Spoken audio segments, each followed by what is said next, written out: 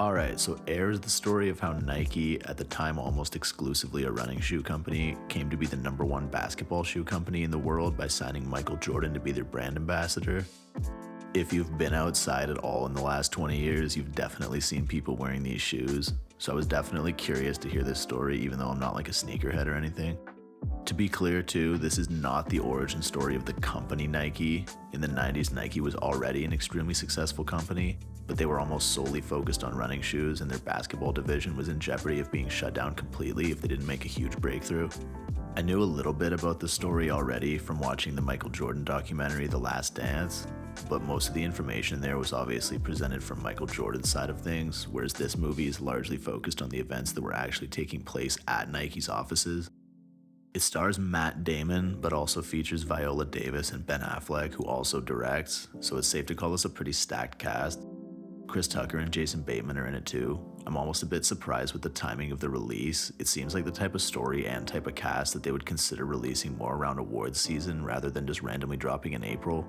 Kind of makes me wonder if the marketing division didn't have a ton of confidence in this one for whatever reason, or maybe they were just trying to time it with the start of the NBA playoffs or something, I really don't know.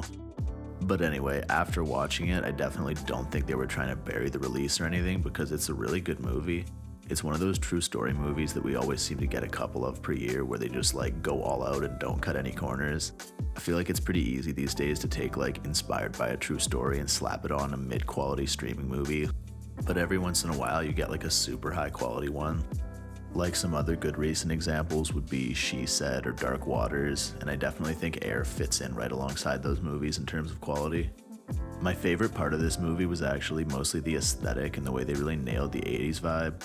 The fashion, cars, haircuts in the movie are all perfect, but the one thing that really stood out too was the actual office building. It was recreated to feel just like an 80s office building would, so I'm sure almost everyone over the age of 30 who sees this is going to get a big nostalgia blast from it.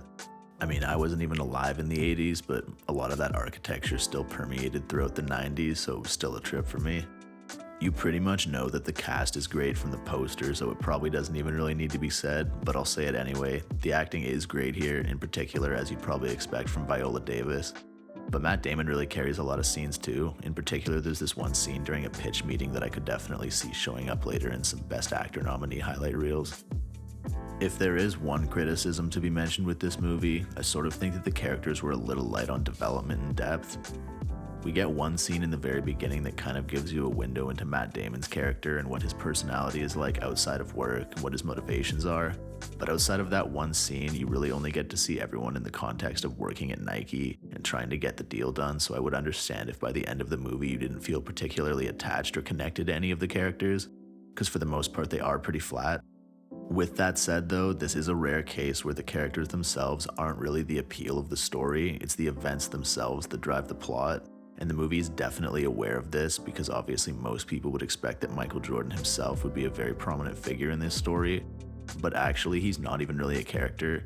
He's in the movie technically, but only to make his presence known. They never show him from the front and you never see his face, just like his shape from the back essentially. At the end of the day, Air is just a very well-made film that tells a good story that I found interesting, simple as that. In the context of today's brand deals, the events of this movie are astronomically important because before Michael Jordan and Nike, there were no professional athletes making sales percentages. They were all paid flat rates only for their endorsements, whereas today it's fairly standard practice for almost all athletes and famous people of all kinds to be entitled to a share of the profits from whatever they endorse.